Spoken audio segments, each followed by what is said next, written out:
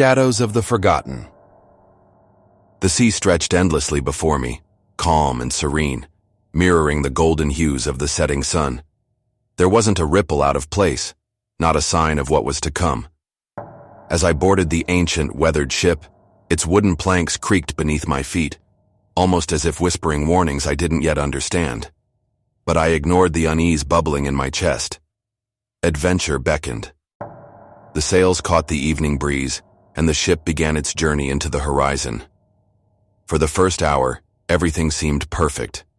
Waves lapped gently against the hull, and the salty breeze filled the air. I leaned against the railing, watching the water shimmer under the fading daylight. But little things began to prick at my attention. A faint, rhythmic tapping sound from below deck. An odd chill despite the warm evening air. Was it the ship settling, or something else entirely? Suddenly, as if a switch had been flipped, the skies darkened. The sun's golden rays disappeared behind thick, unnatural clouds, leaving the ship shrouded in uncomfortable shadows. The wind stilled, and an eerie silence fell over the ocean. I stood frozen, a knot forming in my stomach. And then I saw them, the black shadows. At first they were small, indistinct smudges on the deck, creeping like spilled ink. But they spread fast, crawling over every surface of the ship. No matter where I looked, they were there, growing larger, darker, hungrier. My heart pounded in my chest, each beat louder than the last. My breath caught as I felt something heavy press against my skull, a weight so suffocating it forced me to my knees. The world tilted, spinning into a chaotic blur. The ship, the sea, the shadows, they merged into a void of choking darkness. My body collapsed before I could call out, and everything went black. When I opened my eyes, it wasn't the ship or the sea that greeted me. The air here was cold, damp, and filled with an oppressive weight that made breathing a struggle. I was lying on a patch of decaying forest floor, the ground soft and spongy beneath my palms. Gnarled trees twisted unnaturally skyward, their leafless branches clawing at the foggy heavens. The silence here was deafening, broken only by faint whispers that seemed to slither through the air. "Where am I?" I muttered, my voice trembling in the stagnant air. My legs felt weak, but I forced myself to stand. As I glanced around the forest, something prickled at the edge of my vision. Dark shapes swirling between the trees, vanishing as quickly as they appeared. The shadows were still here. As I cautiously stepped forward, my every movement cracked twigs beneath my feet, each sound echoing like a gunshot in the stillness. My body was on edge, the persistent feeling of being watched gnawing at my sanity. I desperately searched for anything that might indicate where I was or how I could escape this place. But the forest was alive. Not in a way that nature thrived, but in a way that felt wrong. The trees swayed without wind, their knotted bark folding into shapes that resembled faces. The rustling above wasn't caused by animals, but by the shadows lingering just out of reach. Yet those eyes, I began to notice them. Tiny glimmers hiding in the void-like forms. They weren't staring at me. They were piercing through me. Something sharp and metallic caught my eye, half buried in the soil. I crouched down and uncovered it, a small, rusted compass, its needle spinning erratically. For a moment I stared in disbelief. I had seen this compass before, on the ship. Memories of the shadows reared up and I stumbled back, dropping the object. Was this forest connected to the ship? Was this some sick trick? Flashes of that moment aboard resurfaced. The shadows hadn't just attacked me, they had taken me. Suddenly through the fog, movement caught my eye. A figure emerged, tall, gaunt, and impossibly faceless. Its body seemed stitched together from fragments of shadow, shifting constantly as though it could barely hold its form. I froze, my heart hammering violently. The mere sight of it made my legs weak, but something darker paralyzed me. It didn't move closer. It simply stood at the edge of the clearing, as though daring me to come closer. Every bone in my body told me to run, yet some grotesque fascination rooted me to the spot. And then, just as suddenly as it appeared, It vanished.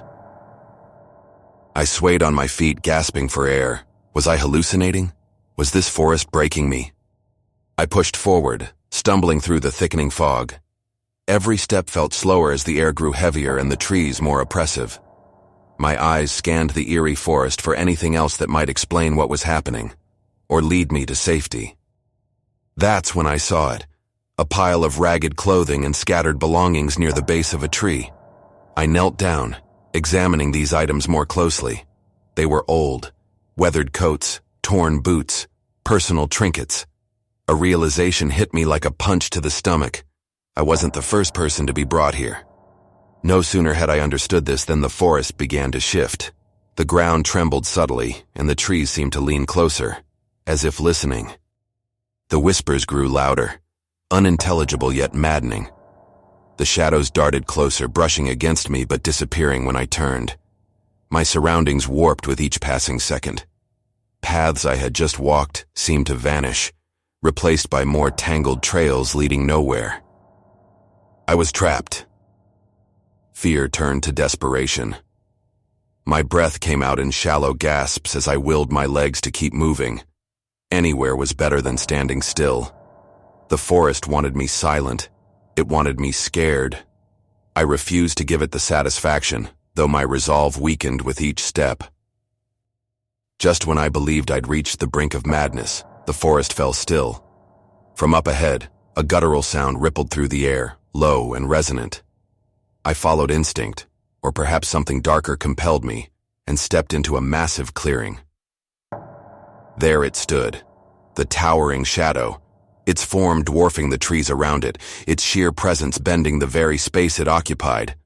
Unlike the others, its shape was defined, almost humanoid, but impossibly grotesque. Tendrils of ink-like smoke snaked off its body, spreading through the air like poisoned veins. "You," a voice said, not aloud but spoken directly into my mind. Its tone was thunderous, infinite. The shadow raised an appendage, revealing an artifact, or perhaps a portal, glowing faintly with an unnatural hue embedded in its chest. "You came willingly," the voice echoed again, this time colder. "You boarded the ship and now you belong here." In an instant the pieces clicked. The ship was no vessel of adventure. It was a snare, bait to lure the curious and the unsuspecting. The shadows weren't creatures. They were sentries, servants of whatever dark force ruled this wretched domain. I wanted to scream, to deny its taunting claim, but deep down I knew it was right. The ship hadn't forced itself upon me. It had called to me, tempted me, and I had answered eagerly. But some fiery instinct rebelled against its claim. There was still a spark of hope or defiance inside me. My gaze shifted to the glowing artifact in the towering shadow's chest. It felt important, radiating a strange sense of finality. "You won't have me," I whispered under my breath, trembling yet determined. Without hesitating, I lunged. The shadow towered higher, its tendrils whipping toward me as I sprinted through the clearing. The artifact's glow grew brighter the closer I came, lighting the forest around me. My hand extended toward it in desperation. The instant my fingers grazed the glowing artifact's surface, the world seemed to collapse around me. A deafening roar, a blinding light, and then nothing. When I awoke again, I was no longer in the forest. The salty scent of the sea filled my lungs, and the gentle rocking motion beneath me was unmistakable. I was on the ship. At first, relief flooded through me. Had I escaped? Had I broken free of the shadow's torment? But the joy was short-lived. A faint tapping sound started below deck, louder and louder until it filled the air. I turned, and there they were. The shadows creeping, spreading, returning.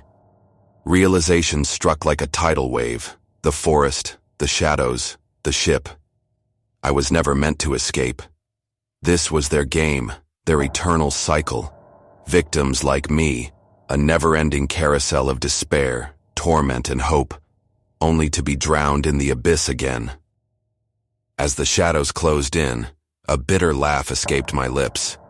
I no longer knew whether it was madness or acceptance.